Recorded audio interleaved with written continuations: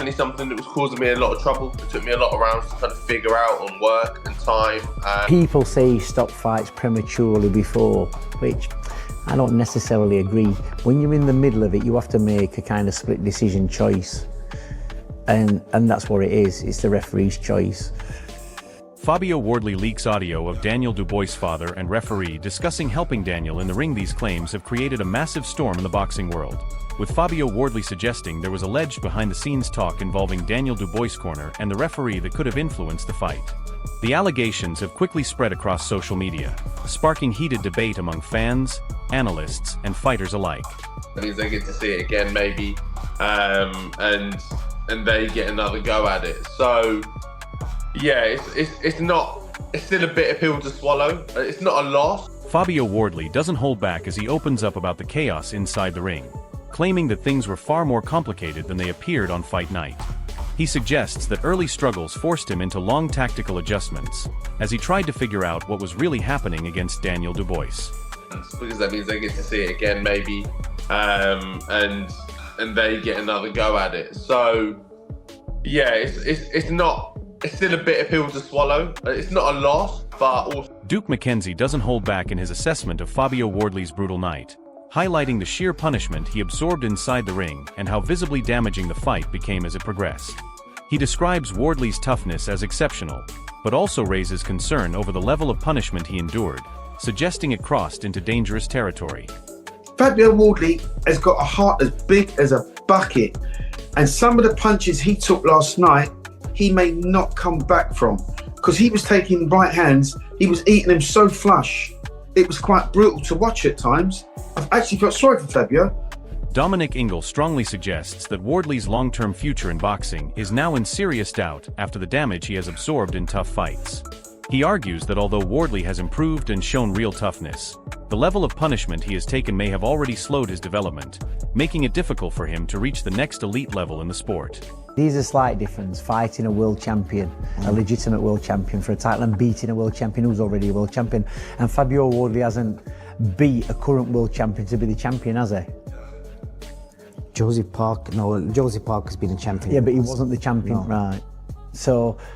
Barry McGuigan also raises major concerns, warning that Wardley should avoid a rematch due to the extreme punishment he suffered.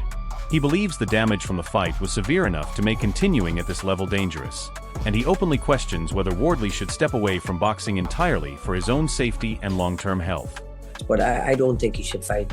I genuinely don't think he should take that rematch. I think that's too dangerous. I genuinely think he took way too much punishment, and that was so severe. If I were him, I'd never fight. Johnny Nelson breaks down Wardley's performance, pointing out that he started the fight well with strong jab work and solid movement, but everything changed when his opponent adjusted. He highlights the key issue being the lack of a second plan, as once Wardley's initial approach stopped working, his structure fell apart and he began to lose control of the fight from the middle rounds onward. After the fight, he kept his shape. You know, the jabs were working, dominating head to body, kept slinging that big right hand over the top. Now and again, he's whipping it up the middle. He had good feet for a big guy, good feet. And I thought, you look the part. But then there was no plan B that he could rely on if that didn't work. And you saw from round 6, he lost his shape. The shape had gone because there was no plan B. You know, when he get hit, it was like he completely turned.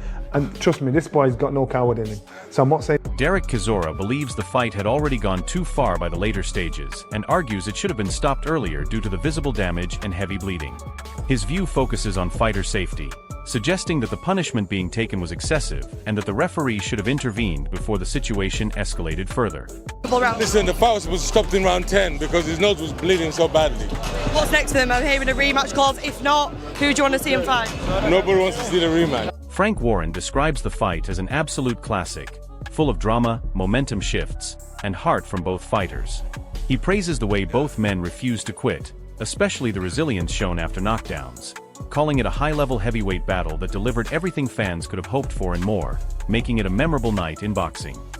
I said it, don't blink, it's going to be the most amazing few rounds. It was much better than that. It was just a phenomenal fight, phenomenal to watch to witness and see these two guys, what they did, bearing their soul and Daniel getting off the floor and the canvas and coming back how he did. And it swung both ways to fight, and it was just a. Don Charles delivers a powerful statement of confidence, insisting Wardley's toughness shuts down any doubts about his mentality. He emphasizes that criticism around quitting no longer applies after what he has shown inside the ring. The tone is full of belief, framing Wardley as a proven warrior who has earned respect. There's also a sense of momentum, suggesting this is not the peak, but just another step in his rise. Nobody could ever question this young man again. Yeah? All that quitting nonsense, nobody will ever question him again.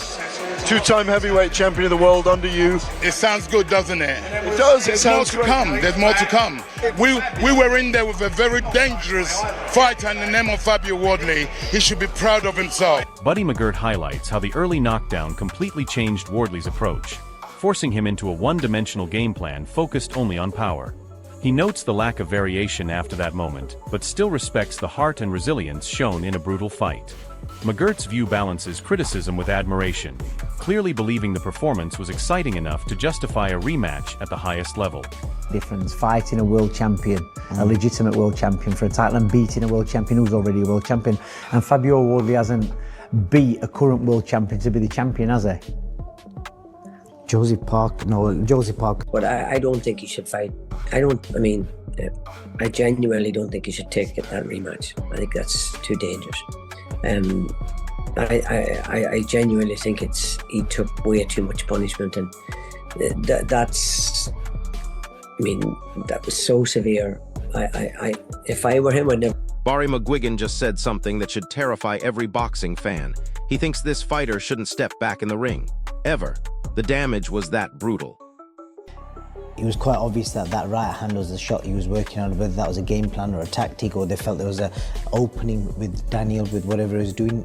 Could you see why that was a tactic? Could you see the opening, what they were aiming for? Yeah, but that's his big shot, isn't it? The right hand's his big shot, and you know. But they was obviously doing that because they obviously seen some sort of weakness in Daniel. Yeah, but if you think when Usyk boxed Dubois, Usyk hit him. I think it was a left hook. What got him.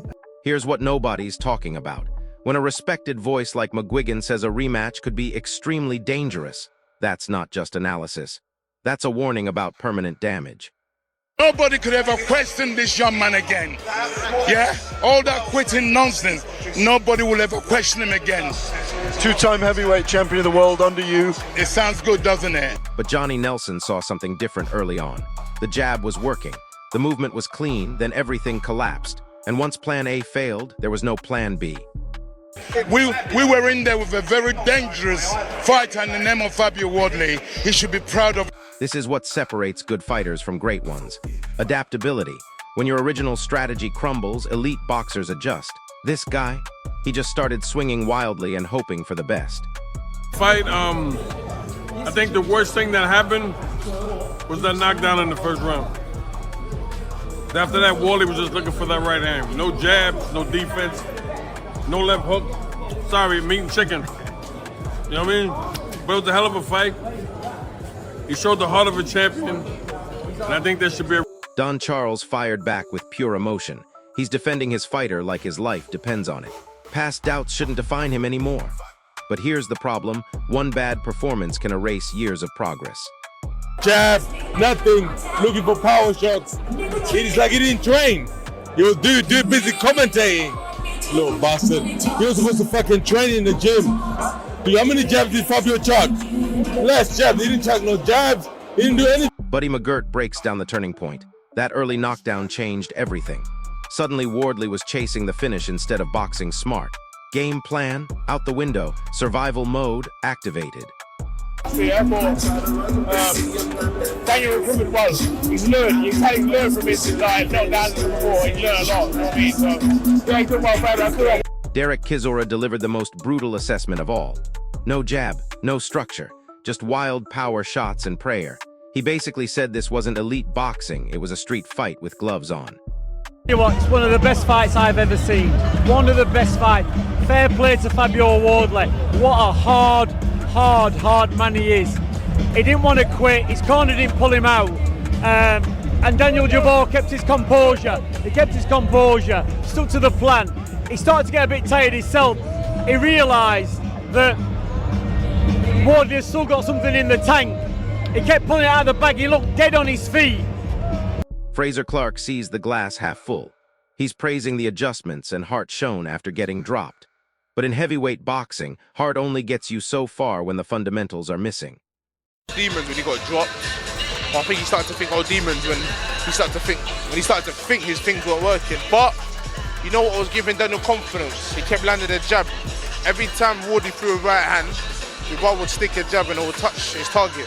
That day was giving Dubois hope that, okay, then I can stand in front of my target and I can land with a jab. And he knew he was softening up Wardley with a jab as the rounds went on. Domic Ingle called it one of the best heavyweight fights he's ever seen. But here's the kicker, it wasn't because of skill. It was pure chaos, grit, and two guys refusing to quit when they probably should have. I've never seen a heavyweight fight that captivating, that entertaining, round after round, backwards and forwards. The heart on these guys, the balls, the bravery. That's what you want to pay, that's what you want to... We hope every time we tune in for a heavyweight championship, you're getting that type of energy. They both gave everything they had. I could watch that. Daniel Dubois revealed the mental battle happening inside that ring. I had to go to that dark place. This is what separates warriors from pretenders, finding a way to continue when everything hurts. Warriors and came through that test. You know, coming off the back of a loss, I was a bit nervy to start off with and a bit all over the place, but I pulled it together and got the victory. David Adelaide caught something crucial. Every time Wardley tried to load up, Dubois interrupted with his jab.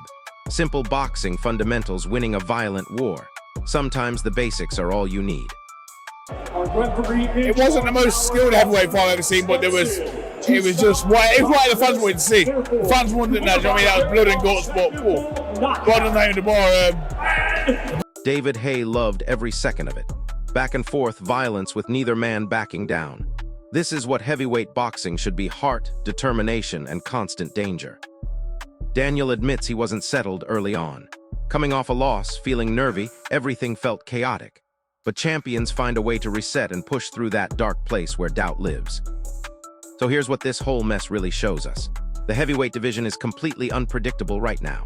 Emotions, controversies, and brutal wars are colliding all at once.